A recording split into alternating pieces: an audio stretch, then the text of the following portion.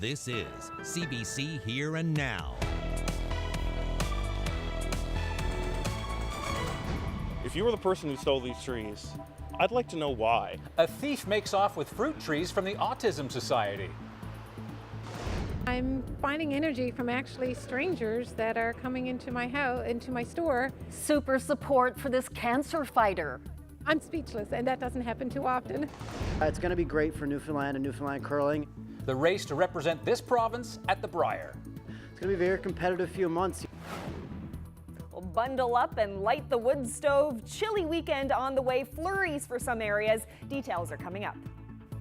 Well, our top story tonight, thieves steal trees from the Autism Society. Yeah, that's right. You heard Debbie correctly. Somebody dug up and made away with 7 fruit trees from the Autism Society garden in St. John's. Now, these are the fruit trees in question. Pear, apple, and cherry. 2 days ago, they were still in the small orchard near the Health Sciences Center. And now, this is all that remains, and the staff not happy.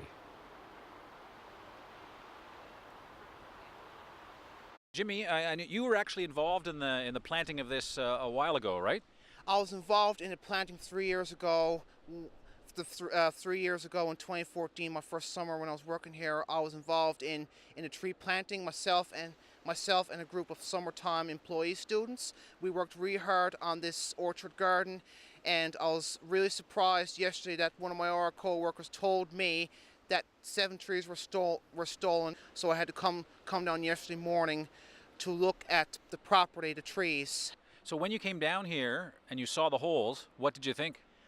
I think it was kind of sad, and I think that it's totally unacceptable how somebody would steal trees from the property, and I think that this whole center should have surveillance cameras, especially outside in the gardens, and I think they should have surveillance cameras, and the next time it happens, I think somebody should be caught on surveillance camera and should be reported to the police right away. It's kind of sad to think that we might need to have surveillance cameras to take care of trees. What was your initial reaction when you realized we've been vandalized?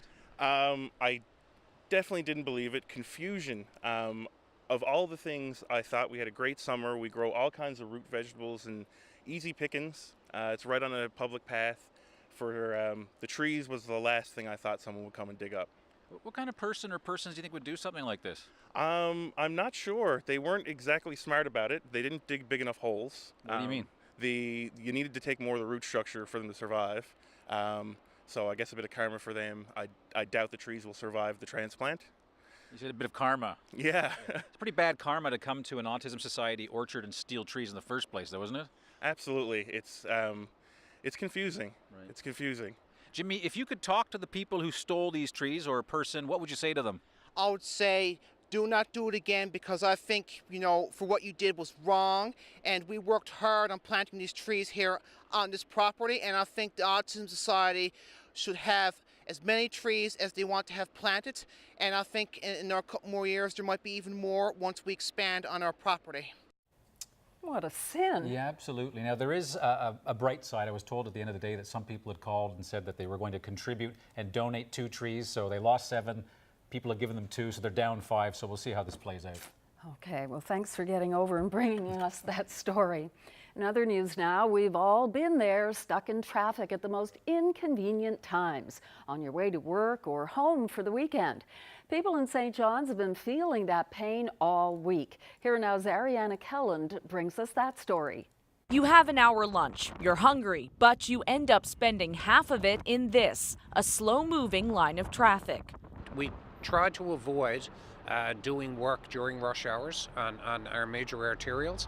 On Kenmount Road, we avoid doing it on a directional basis. So in the morning, we don't try to do work on the eastbound lanes. In the evening, we try not to do it in the westbound lanes. Breen says they tried to do that yesterday, but there were just too many cars. Granted, construction is taking place on Kenmount Road itself, but there's also this tangle. Provincial highway crews are tearing up old pavement and putting down new asphalt on the busiest highway in the entire province. Breen says it's that outer ring road traffic that snakes down and causes a ripple effect all the way down Camount Road and beyond, with drivers trying to find ways to avoid the highway gridlock. Combine all that construction and you get angry commuters. We need a regional transportation plan for the whole region. We need to coordinate our work better. We need to make sure that when we're doing work in one area, that we minimize the impact that it has on the other areas. Soon the leaves will be off the trees and snow will be on the ground. That's why the push is on for contractors to finish out their tenders, even if it means headaches in your day. But Breen says they are reviewing their policy and could eliminate grind and patch operations for the morning and evening rush hour. And what about nighttime construction? Breen says the city tried it, but now it's time to get feedback from residents and contractors. So if you need one piece of solace while you're stuck in traffic, it's knowing at least you're not alone. Have you been stuck in traffic? I was this morning, and I will be throughout the day as I have various meetings around town. But, you know, it is one of the things that the work has to be done. Ariana Kelland, CBC News, St. John's. Family members and people in Natwashish are mourning the death of 17-year-old Journey Pastishi after laying her to rest earlier today. The young woman's uncle says she died of alcohol poisoning. Chief John Nui with the Mushwa Innu First Nation joins us now by phone. Chief John, my condolences for the death of your niece. Thank you. Chief John, what kind of person was Journey? Journey was a 16-year-old and 17, sorry. And she was a very outgoing person. She loves everybody. She loves hanging out with her young female cousins here in Natwashish. She also has a lot of friends in our coastal communities from Hopedale to Nain and into Shishishi. She wouldn't want to see anybody suffer, you know, when people are in struggle. She loves to help people out, especially the elders. What do we know about the circumstances of her death? We found out from the RCMP and the people who were involved in the crime scene told us that it was a result of alcohol poisoning. How is that possible in a place that's supposed to be a dry community? How does someone like Journey die of alcohol poisoning in a place where there isn't supposed to be any? You know, ever since the bylaw was passed back in 2008, we have been doing, the RCMP has been doing the enforcement from then. But it's only recently, since last year, that they stopped doing that. So this is an issue of a lack of enforcement? At first, you know, they were doing what they can to enforce the bylaw from their point of view, but last October we were told, the RCMP were told by their legal team that there are some legal issues. So I know this has to do with some privacy concerns, but as a final question, what needs to change to stop other teenagers from drinking themselves to death? What needs to be done? There's a whole lot of things that we can do in our community to stop the flow of alcohol coming into our community. I think, you know, if we get all together, the RCMP, the airlines, and the members of the community to come together and sit down and tackle this issue. Because we all know that, you know, the community members know who are the people that are involved in this legal activity.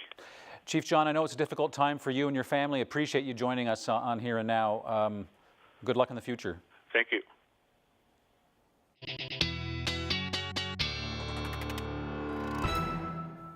Well, the first part of the day, not so bad, but then I went up to the parking lot and I got nailed in a downpour late in the day. Yeah, so it was really coming down. I was looking out through the window. Laughing at me. Yeah. It turned really dark and then just boom. Whoosh. Yep. Of course, everybody, well, you're in for Ryan today. Welcome.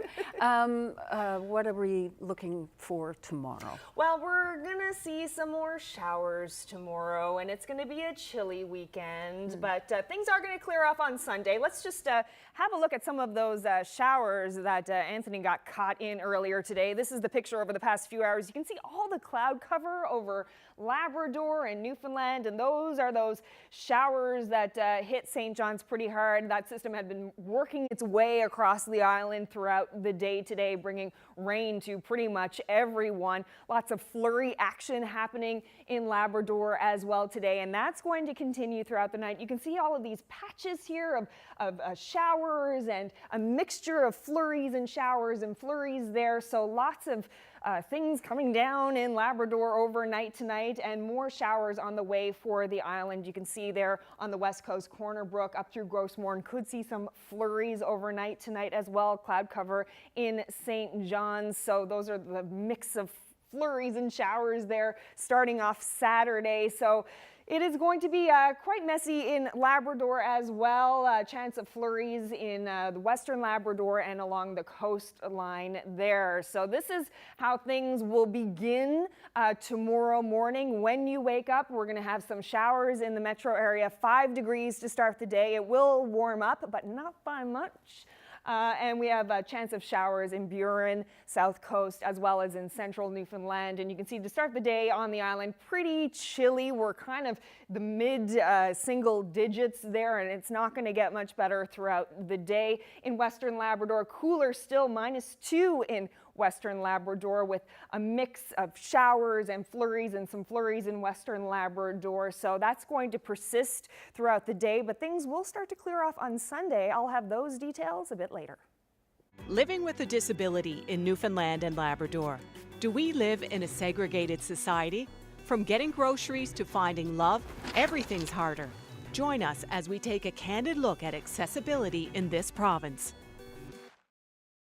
Another long-standing fixture in the downtown area of St. John's has closed its doors. After 45 years, the final chapter has played out for the Afterwards Bookstore. According to the sign in the window, the business can no longer make a go of selling used books. In an era of e-readers and the internet, publishers and bookstores have been struggling in recent years. I'm not surprised at all. Not surprised. But just a little sad. It's a sad day, yeah. It's a small guy gone, you know? And he did employ people. I think it's up to the people of St. John's to get out there and purchase locally and buy from small businesses. I think that's key at this point, and valuing what the small business owner is doing. Well, the demand for tickets for Hey Rosetta's annual Christmas shows has prompted a venue change and an increase in the number of tickets. Tickets went on sale this weekend, sold out in minutes for the band's final shows. December 21st and 22nd at the Delta Hotel in St. John's. The quick sales prompted an outcry from fans who said there were problems getting tickets online. Now, Sonic Concerts says additional tickets will go on sale next Friday, and the show on the 22nd is being moved to Mile 1. Well, the Halloween candy hasn't even handed out yet, Debbie, and yet they're already celebrating Christmas at the Glacier in Mount Pearl. It's an annual show, and it's filled the arena with hundreds of vendors offering up thousands of goods, most of them handmade. Here now is Jeremy Eaton, joins us live from Mount Pearl now. So, Jeremy, is it beginning to look a lot like Christmas? Everywhere. There we go. You got to get that mood. Yes. Yeah, I'm trying to get in the Christmas spirit. And as you can probably guess, there's not many pumpkins here today. And while Christmas is still 65 shopping days away, as Teddy can pan down, we can show you that there are hundreds of people here right now trying to get a head start on their shopping. So I'm not sure if you can hear in the background, but the holiday tunes are playing. There's signs of Christmas everywhere you looked, and there's more than 200 vendors on the floor with lots of things to sell. Now, there's so many vendors that I couldn't capture it in a traditional video, so here is a time lapse of me walking around the floor. Now, this is a special year for the show. It's their 25th anniversary. What started out as a modest event with around 80 vendors quickly grew to be one of the largest Christmas craft shows in the province. Thousands of people will come to the Glacier to take a look around this week. And here is what longtime organizer Sandra Flynn had to say about the turnout despite the rise of online shopping. It's great because, you know, it's so easy. You can go online now and click buy a gift, but people still want to come out and take in the atmosphere, take in the music, meet friends, meet family. It's really become a social occasion as well as a shopping tradition. So this show has lots to offer the young, the old, and basically anybody who walks through the front doors of the Glacier. But it's also great for small business. And coming up later on in the show, I'm going to tell you that side of the story. Reporting live from the Glacier in Mount Pearl, I'm Jeremy Eaton for Here and Now.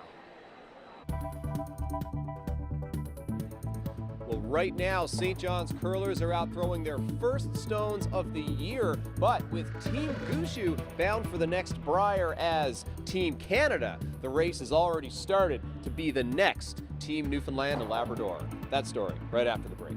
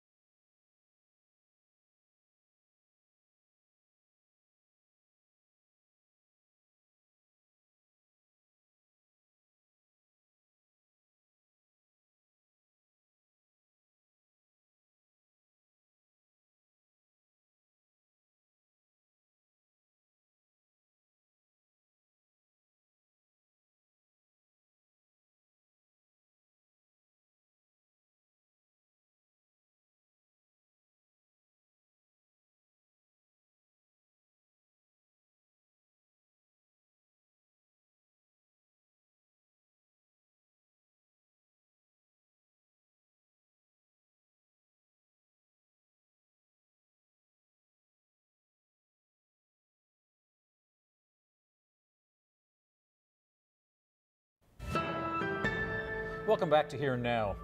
Team Gushue walked away with the trophy, but the province and especially the city of St. John's benefited from the big spending at the Tim Hortons Brier.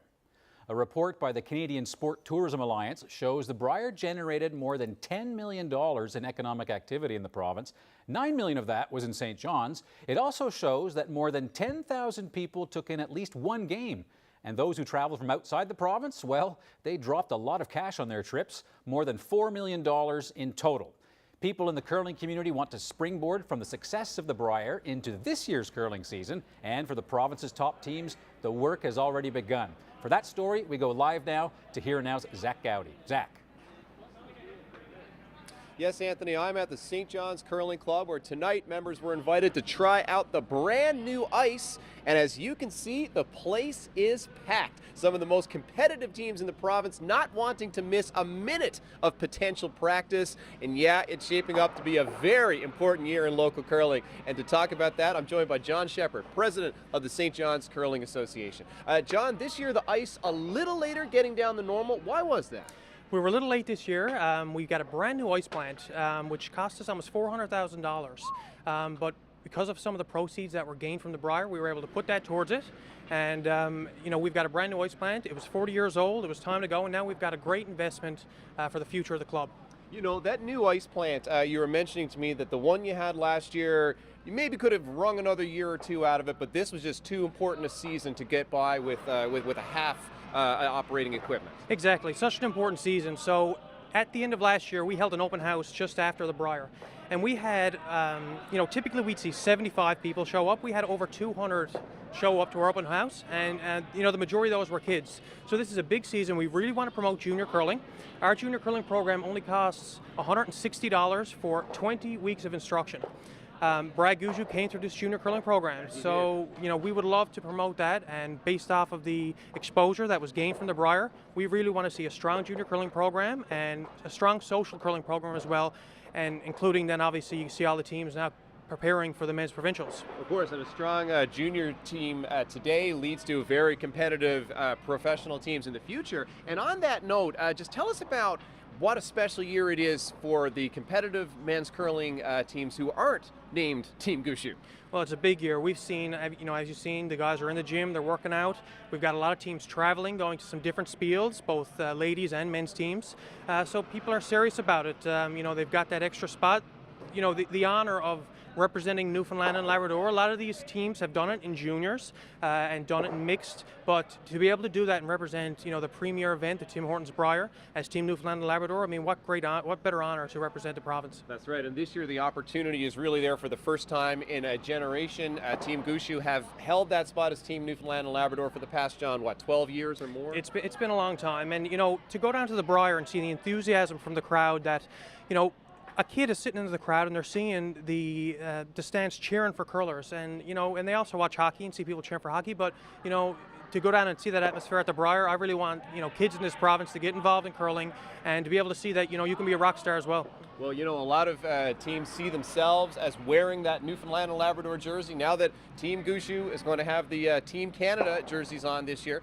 One of those teams, I know you know them very well, the Adam Bolin Rink, who are the Canadian University champions. They represented Mon last year. Sure. Now they are in the running, really hoping to put in a big showing at the Tankard in January, where all those top teams will compete for that honor of being Team NL, hey? That's right. We've got a lot of very strong teams that are going to be in provincials. We're holding provincials here at the club, so you know, we're hoping the public's going to come on down and watch our men's provincials. It's going to be very exciting to see a new representative crowned after all these years. Right on. Well, let's meet Team Bolin, who might be wearing that crown come January. It's definitely different from any other year that I've curled, and a lot of people of our generation have curled because this opportunity is there. So just everything is magnified and everything is just to the next level, and that's putting it lightly. It's, you know, it's tenfold. It's a huge opportunity. Every year, Team Gushue is the best team in the world, so you enter the tournament to play down for the Brier, and you know that they're going to win, and you're just hoping to have a competitive tournament to make the final. But this year, knowing that they're already there, it's really exciting. And I can remember as soon as his rock stopped in the final of that Brier last March, it was just the excitement went inside my body. It was unbelievable, and I can't believe the season's here to get it started. How many other teams of your caliber do you think will be facing off for this same opportunity? There's going to be a lot. We play in a league every winter, and there's 6 or 7 men's teams that on any given day, anyone can beat anybody. So there's no clear favorite. A lot of the teams are traveling to get better and to prepare themselves, and that's something that you have to do. That's what the Gushue team did, and you're given this once-in-a-lifetime opportunity, and all these teams have to make the most of it. Describe this year compared to a normal year for men's curling. Yeah, in previous years, you play a couple tournaments on the island, but it's expensive to travel away from here, and especially for our team in particular, we're young and we were in university and we couldn't afford to be traveling. So this year we've made the dedication to travel off the island and to get the experience against other teams. We've already dedicated as soon as the season starts next week. That's our life until January, and everyone on our team knows that. You know, this is a big year for curling, not just on the men's competitive side, but for curling in general, because, you know, with Guju winning the Brier last year and having that memorable, historic Brier here in St. John's, it's done a lot to grow the sport, and a lot of new curlers are trying it for the first time and getting involved. So the community around curling in Newfoundland is expanding and rapidly growing. So if you'd like to give it a try, whether you want to take your shot at the Brier or just come out and have a good time, the Curling Association is hosting an open house here tomorrow at the club from 11 a.m. until 3 for youth curlers and from 4 to 6 for anybody. Hope you can make it. Anthony or Deb, you think you might want to come out and throw a few stones? Yeah, I was just talking to Anthony. He said he might like to pick it up. Yeah, I would, but I'm kind of amazed at the fitness level of these guys. I mean, when I grew up, there's a broom in one hand, smoke in the other. And the beer on the table. Exactly, but the beer was never too far away from the rocks, but the level of fitness. Yeah, it's really come a long way, and it's so great to see the enthusiasm this year amongst the men's teams, because there's going to be a new representative from this province. Yeah. No, the Brier definitely created a curling buzz, and I think it's lasted. Well, up next, the heartwarming response to Diane Bishop's story of financial trouble while battling cancer.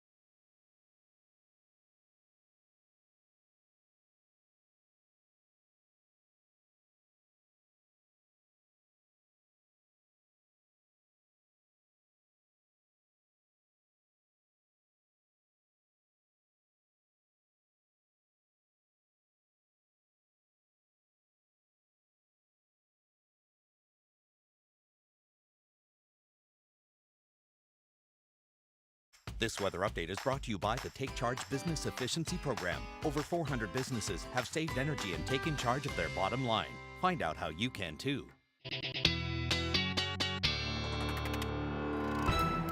Welcome back. A very difficult weekend for me and many, many people across the island because, Carolyn, it's time to shut down the cabin. Oh, it is a sad Yeah, time when you it's have awful. to actually walk away or drive away. Yeah. And anyway, The It official feels sign like- that summer's done. Yeah, like hibernation time is about to begin. But you know what? Some good news. We are going to have a warm up, it looks like, next week. So we're looking at like some really nice temperatures.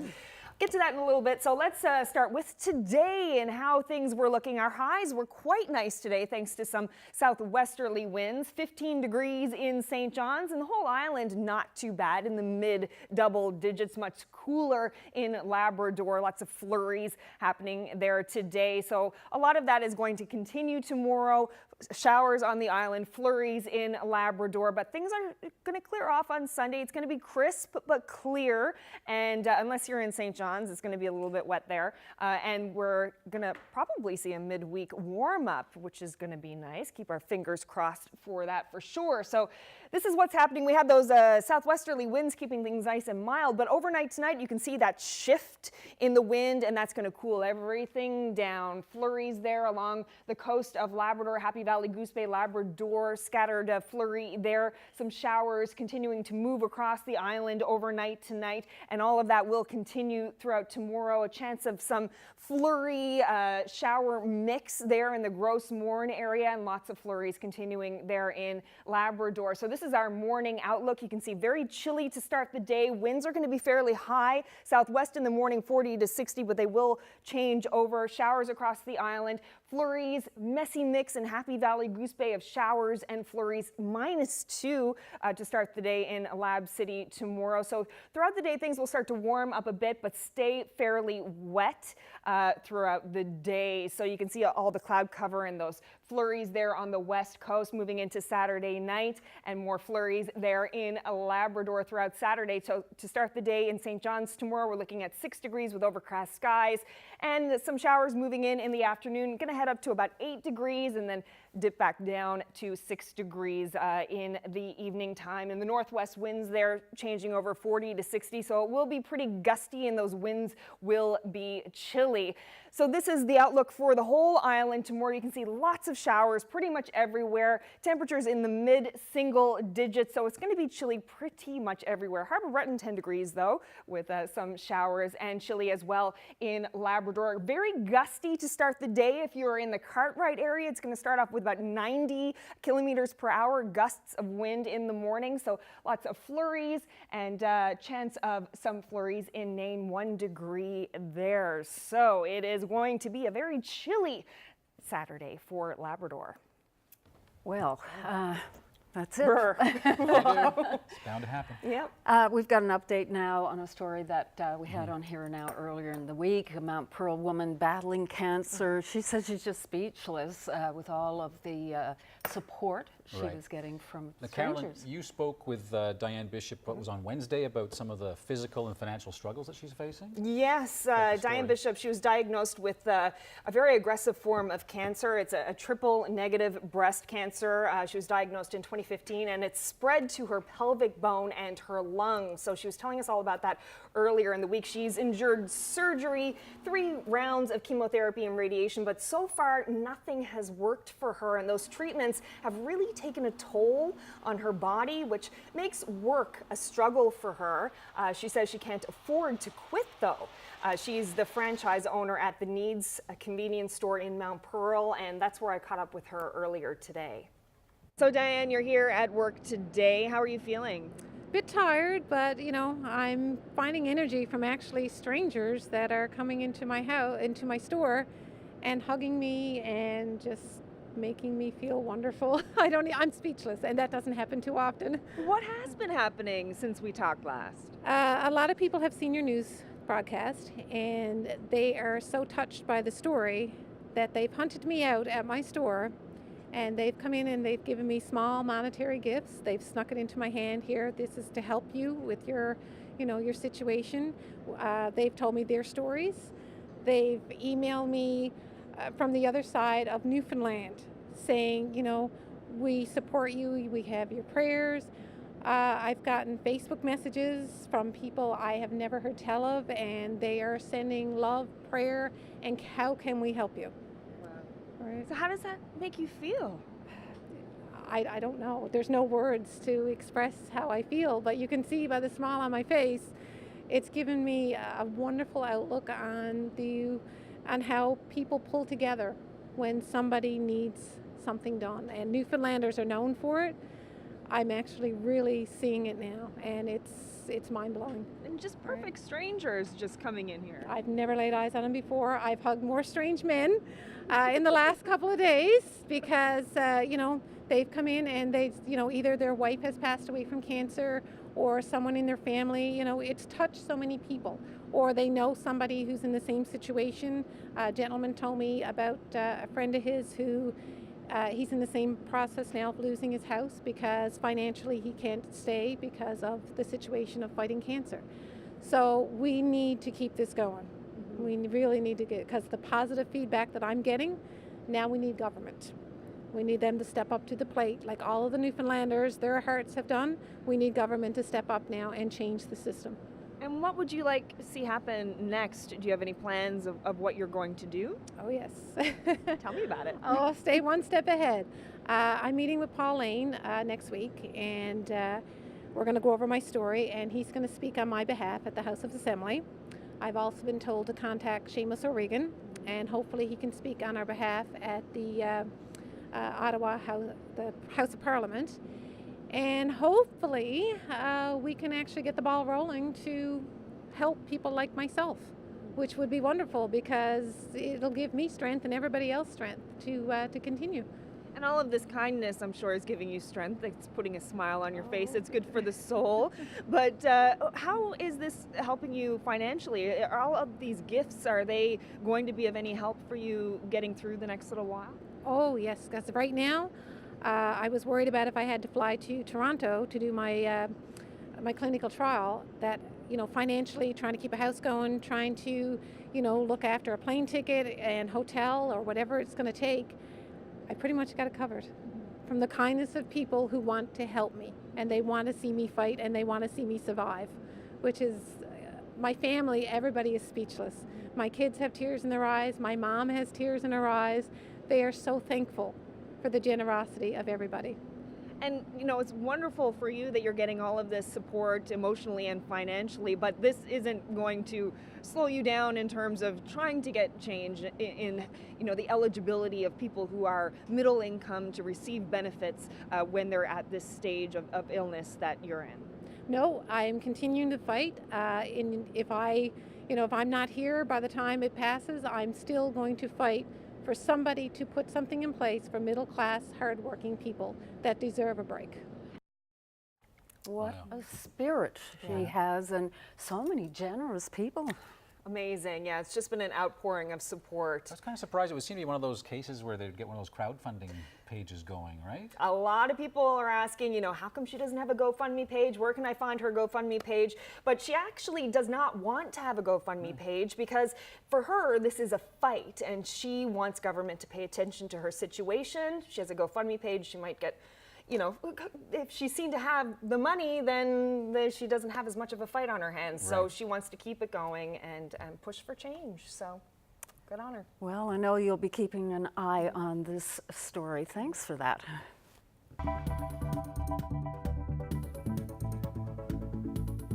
People often turn to music to get through tough times. Up next, we'll tell you how you could return the favor and help struggling musicians.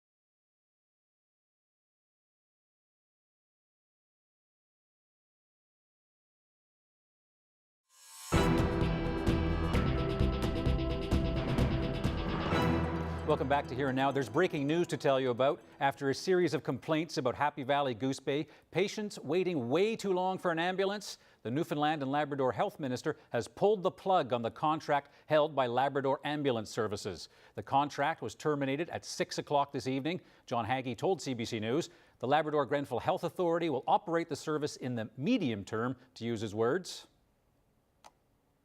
Musicians are constantly being asked to perform for free at one fundraiser or another, and they do. Well, tomorrow night, you can return the favor. The Musicians for Musicians concert is being held at the Ship Pub in St. John's, and the money raised will go to an emergency relief fund. Rosalind McPhail is Executive Director of the provincial branch of the Canadian Federation of Musicians. Thanks very much for being here, Rosalind. Oh, it's my pleasure, Debbie. Now, we're seeing some of the performers who are going to be at the concert tomorrow night. We'll talk about them later.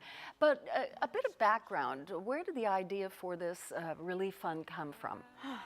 Dark times, dark times. My first winter in St. John's, I moved here 8 years ago, and I had a waitressing job, and I unfortunately lost my job just before Christmas.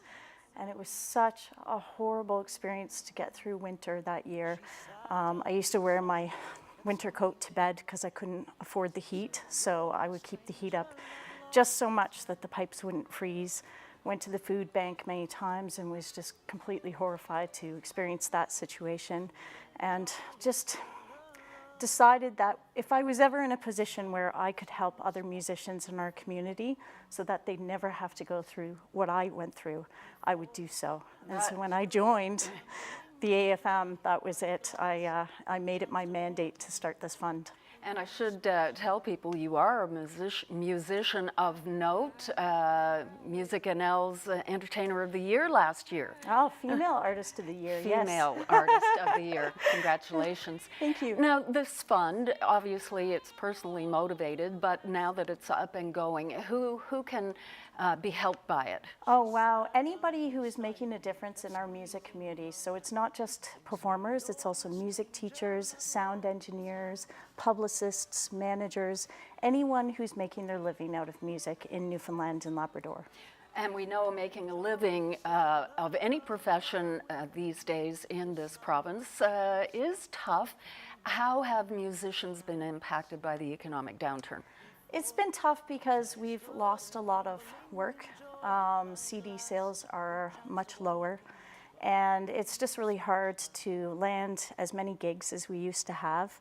People just don't have as much money in their pockets to spend on things that are not the necessities. And what kind of stories are you hearing from musicians, whether they're impacted by the downturn or something else like health? What are you hearing? A little bit of everything, a lot of health. You know, unfortunately, when we're broke, we can't afford to eat healthy. And we may not be living in the healthiest situations.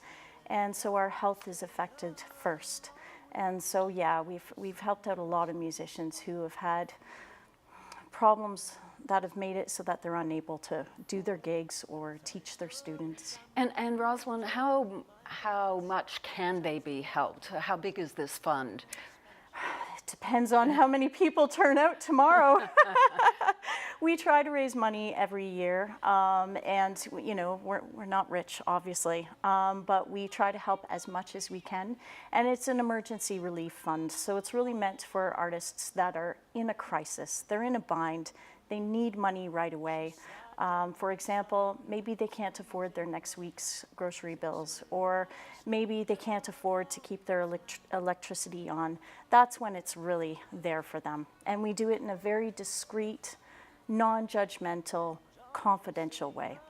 Okay, Rosalind, we're really fast running out of time here, and as I said, these are some of the performers for tomorrow night. I guess the concert gets underway at 8, and you've got, what, a lineup of 10 or a dozen performers? All night long, and it's going to start at 8 p.m. sharp. Rum Ragged, Reuben Rake, Ouroboros, Land of the Lakes, Bill Brennan, Vicky Harnett, Paul Benza, Newish Klezmer Ensemble, the Freels, myself, Carol Bestwater from the NSO, Jason Wellen, Chris Donnelly, Joanna Barker, Patty Byrne, and so many more. Okay, well, thanks for telling us about it, and good luck with the effort tomorrow night. Thank you very much.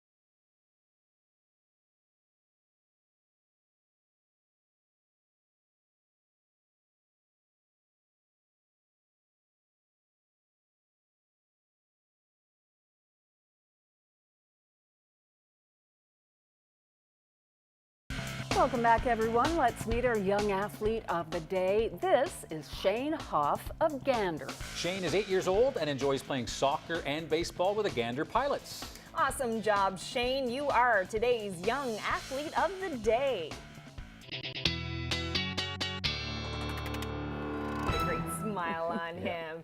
Great glasses, too. Yeah. Not a lot of people smiling really about the forecast, though, for the weekend. It's looking pretty chilly. Let's have a look at tomorrow. This is the situation. We're in the single digits, mid-single digits for much of the island. We have showers throughout the day for pretty much everywhere. A high of 7 degrees expected in St. John's tomorrow, 10 degrees in Marystown. But yeah, you can see pretty chilly Saturday coming, and breezy northwest winds gusting to 60 to start the day in the Cartwright area and the southern coast of Labrador.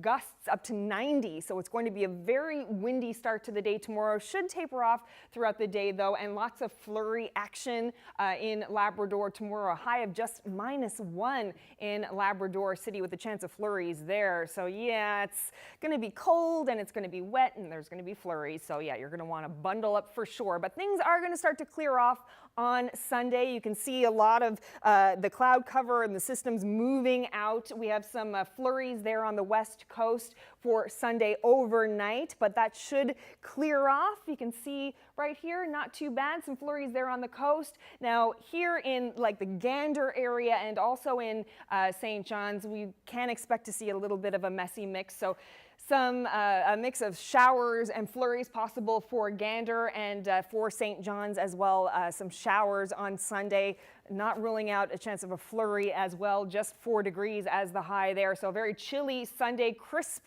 and cool. And in Labrador, we're seeing a mix of sun and cloud and some flurries along the northern part of Labrador. So not a bad start to the work week. Some cloud cover moving in here, but overall we have a mix of sun and cloud on Monday for much of the island. Temperatures still in the mid-single digits, a high of 6 degrees in St. John's. Grand Falls winds are getting up to 7 degrees, and similar temperatures there in Labrador. Some showers moving in on Monday for Lab City. So this is the warm-up I was telling you about a little bit earlier. So Wednesday you can see 16 degrees for St. John's Metro, 18 in Central. So keep our fingers crossed that that sticks around, because that would be just great to have a nice little dose of warm weather midweek. And you can see here lots of showers on the way for Labrador and as well for Western Labrador. Debbie? Thanks a lot, Carolyn. Well, not everyone's ready to think about Christmas just not yet. at all. But for 25 years, Christmas at the Glacier has been spreading holiday cheer even before the Halloween candy is handed out. Well, the popular Mount Pearl Craft Fair hosts more than 200 vendors from all over the province, and it even has people coming from the mainland. And our Jeremy Eaton, as you can see, he's been hanging out there, checking out all things for sale. So Jeremy, what kind of a boost is this for small businesses? Well, Debbie, not everybody loves that it's beginning to look a lot like Christmas like it is here, but for some of the small vendors on the floor, this is a big win. During the high tourism season, Aunt Sarah's Chocolate sells its delicious goods from its store in Trinity. When the come from aways go back to where they came from, Sarah Rokashevich shuts down the shop. So our store closes basically the end of September, but we make chocolates all year round. So normally we would rely on our online sales, but shows like the Glacier are wonderful because it lets us keep going and extend our season. Christmas is all that these 200 vendors have on their minds this week. And 25 years ago, well, it wasn't easy getting folks in the mood for Christmas in October. Going back 25 years, people thought we were crazy. A Christmas show before Halloween, you're nuts. But anyway, it obviously works. And for every single one of those 25 years, Gerald Hunt and his team from Creative World Inc. have been here. When people see what's here, they often want to make the drive to the Clarenville store. The spin-off from it is amazing. Like in November, December month, we have carloads of customers coming from St. John's Mount Pearl because they've seen us there. We said last year, we're going to do it. What we've done, and I think our visitors actually appreciate that over the last few years, is sort of try and get a lot more unique vendors that have totally handcrafted products and keep the gifty stuff to a minimum. But here, a unique shopping experience, I think, is what stands out. And if you're not 100% ready for Christmas yet, don't fret, because there's still 65 shopping days left. And this festival wraps up at 5 o'clock on Sunday. Reporting live from the Glacier, on the floor of the Glacier Mount Pearl, I'm Jeremy Eaton for Here and Now.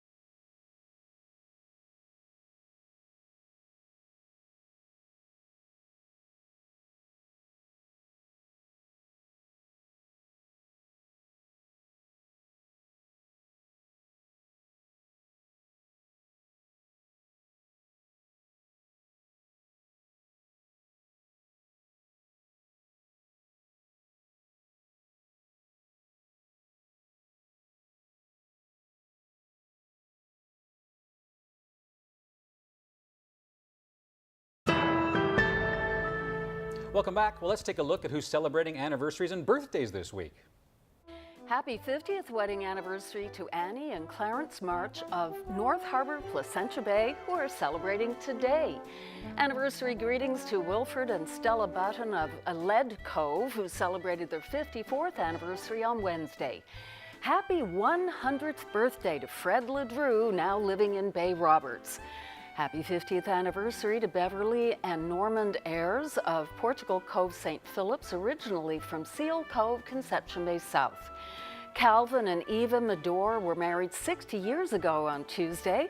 They'll be celebrating tomorrow with family and friends. And happy 90th birthday to Phyllis Smith in St. John's. Happy 92nd birthday to Elizabeth Pitcher from Buren, who now lives all the way over in Grand Bank. And best wishes to Lorne and Madeline Milley from Botwood, who are celebrating their 60th anniversary this weekend. Happy 91st birthday to Eric Chalk from Deer Lake, now lives in Gander. And happy 53rd anniversary to Gordon and Nettie Peckford from Gander. Happy 53rd anniversary as well to Mamie and Gilbert Oakley of Chamberlains. Happy 96th birthday to Blanche Cooper, who is a longtime resident of Gander. Congratulations to Lloyd and Georgina Fudge Burgio, who celebrated their 54th anniversary this week. Happy 54th anniversary as well to Cecil and Delilah Hunt of Dover. Best wishes to Frida and Nathaniel Bartlett of Georgetown, celebrating their 64th anniversary. And a happy 56th anniversary to Hubert and Mona Noseworthy from Chapel Arm. And it's a golden anniversary for Reg and Rose Robinson from Norris Arm. And happy 90th birthday to Headley March of Lady Cove Random Island, who celebrated with friends and family last Sunday. A big happy birthday to Mary Lee, who is 100 years old. She's originally from Riverhead, St. Mary's Bay, and is now in St. John's. And best wishes to Ruth and Ralph Janes from the Codroy Valley on their 63rd anniversary. Happy 50th wedding anniversary today to Bruce and Wavy Hibbs of Peterview. It's a 60th anniversary tomorrow for James and Valerie Jackson of Whiteway. Happy 50th anniversary to Clyde and Shirley Rogers of Trinity, Bonavista Bay.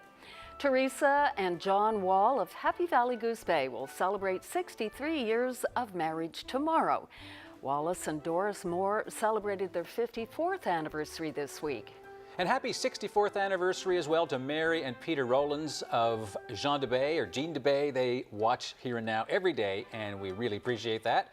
It's a golden anniversary for Roosevelt and Lillian Thompson of Point Leamington. They are celebrating 50 years together today. Marjorie and Eric Patey will celebrate their 50th anniversary tomorrow. They're from St. Anthony, but have been in Kitchener, Ontario since their marriage.